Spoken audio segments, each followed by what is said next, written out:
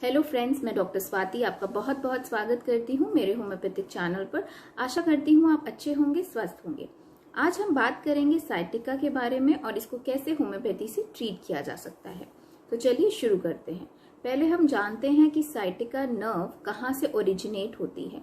जो ये आपका स्पाइन है, बैकबोन है, इसका जो निचला हिस्सा होता है लंबोसेक्रल रीजन, ये वहां से ओरिजिनेट होती है।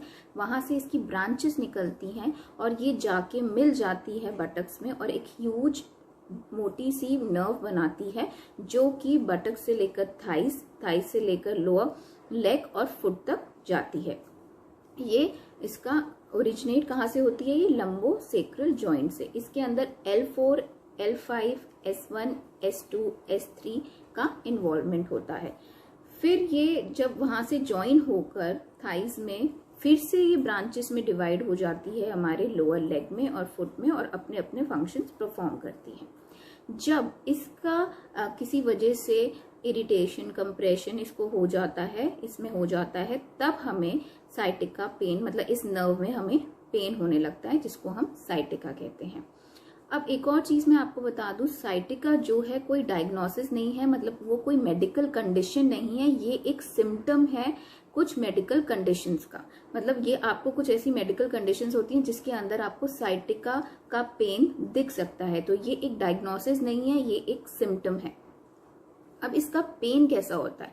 इसका जो पेन है आपको डल होगा, नमनेस लगेगी, ऐसा लगेगा सुनपन है वहां पे, टिंगलिंग सेंसेशन हो सकती है जैसे कि झंझनाहट होना, शूटिंग पेन हो सकता है जैसे बिजली का जैसे झटका लगता है, करंट, इलेक्ट्रिक शॉक लगना, वैसा पेन हो सकता है।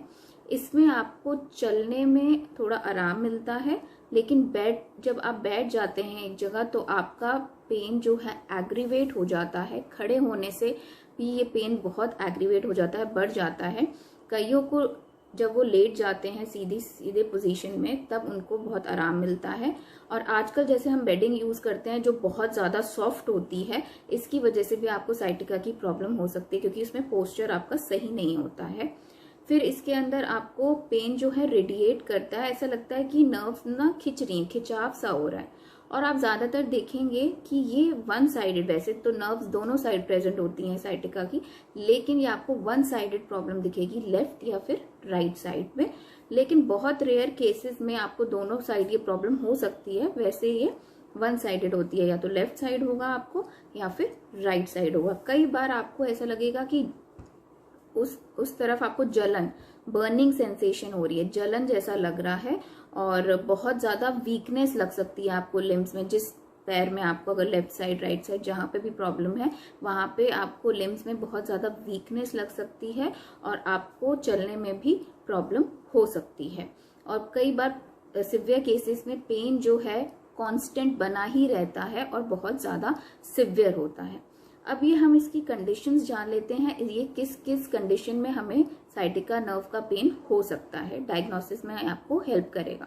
अगर आपका लंबर डिस्क हर्निएशन हो गया है, जो क्योंकि इसकी इन्वॉल्वमेंट, ये ओरिजिन कहाँ से होता है आपका लंबोसेक्रल रीजन से। अगर वहां पे लंबर डिस्क का हर्निएशन हो गया है, किसी वजह से फाइब्रोसिस हो गया है, तो ये नर्व को इरिटेट करता है और वहां पे आपको साइटिका नर्व का सिम्टम, पेन का सिम्टम दिख सकता है। दूसरा आपका डीजेनरेटिव डिस्क डिजीज, जो डिस्क होती है, स्लिप डिस्क की जैसे प्रॉब्लम हो जाती है, उसके अंदर आपको ये दिख सकती है। स्पाइनल स्टेनोसिस में आपको ये प्रॉब्लम दिख सकती है। फिर आपको जॉइंट, जो आपका सेक्रोइलियक जॉइंट होता है, जो आपकी रीढ़ की हड्डी है, जो निचला जॉइंट होता है, सेक्रोइलियक जॉइंट जो होता है, वहां के जॉइंट में कुछ डिसफंक्शन हो जाए तो आपको साइटिका की प्रॉब्लम हो सकती है। अब हम जानते हैं कि इसमें क्या क्या होम्योपैथिक मेडिसिन हैं जो काम करती हैं। मैं आज आपको 2 होम्योपैथिक मेडिसिन बताऊंगी जो इसके लिए बहुत इफेक्टिव हैं और बहुत जल्दी रिलीफ देती हैं। पहली मेडिसिन है आपकी नेफेलियम टिंचर और दूसरी है आपकी कोलोसिन टिंचर। ये आपकी पोटेंसी में भी आती हैं, लेकिन ये आपको टिंचर फॉर्म में लेनी है। अब नेफेलियम क्या काम करता है? अगर आपको जहाँ पे साइटिका का पेन हो रहा है वहां पे नमनेस है, वही सुनपन है और बहुत ज्यादा पेन है, लोअर बैक में सुनपन है और पेन है, सेंसेशन है, अगर जैसे कि कुछ बहुत भारी चीज रखी हुई है आपके पेल्विक रीजन में, जो बैक के नीचे का हिस्सा होता है वहां पे ऐसे लगेगा कि बहुत ज्यादा वेट रखा हुआ है। फिर पेन जो है बहुत डल होगा, लेकिन जैसे शूटिंग पेन मैंने आपको बताया था, जैसे बिजली का झटका होता है, इलेक्ट्रिक शॉक होता है, जैसे वैसा सा पेन होगा। इसमें आपको क्या होगा, जो कंप्लेंट्स हैं एग्रीवेट होंगी आपके चलने से, और नमनेस के साथ जब आपका पैर सुन हो जाएगा तो उसके साथ भी आपको बहुत ज्यादा इंटेंस पेन होगा जो कि बर्दाश्त से बाहर होगा।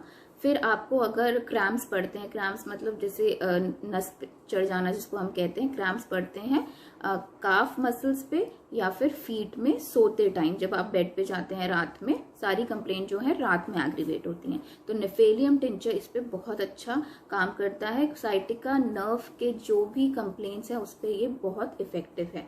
दूसरा है कोलोसिन। कोलोसिन कब आप ले सकते हैं, जब आपके क्रैम्प्स हैं, पेन है, डल पेन है नमनेस के साथ आपको, और ये ज्यादातर अगर आपको लेफ्ट साइडेड साइटिका है या लेफ्ट साइडेड नर्व पेन है तो उसमें तो ये बहुत ही अच्छा काम करती है, लेकिन वैसे भी आप ले सकते हैं, लेकिन लेफ्ट साइडेड कंप्लेंट्स हैं तो ये बहुत ही ज्यादा इफेक्टिव है।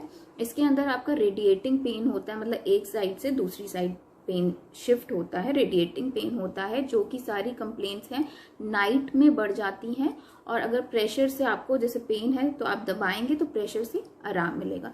तो ये 2 मेडिसिन है जो कि बहुत अच्छा काम करती हैं। आप ये दोनों मेडिसिन एक साथ ले सकते हैं। इसको लेना कैसे है, आप नेफेलियम टिंचर की और कोलोसिन टिंचर की एक आधा कप पानी लीजिए, नेफेलियम टिंचर की आप 10 ड्रॉप्स डालिए और कोलोसिन टिंचर की आप 5 ड्रॉप्स डालिए, तो ये 15 ड्रॉप्स हो गई टोटल। तो ये आपको दिन में 3 बारी लेनी है, सुबह, दोपहर को, शाम को।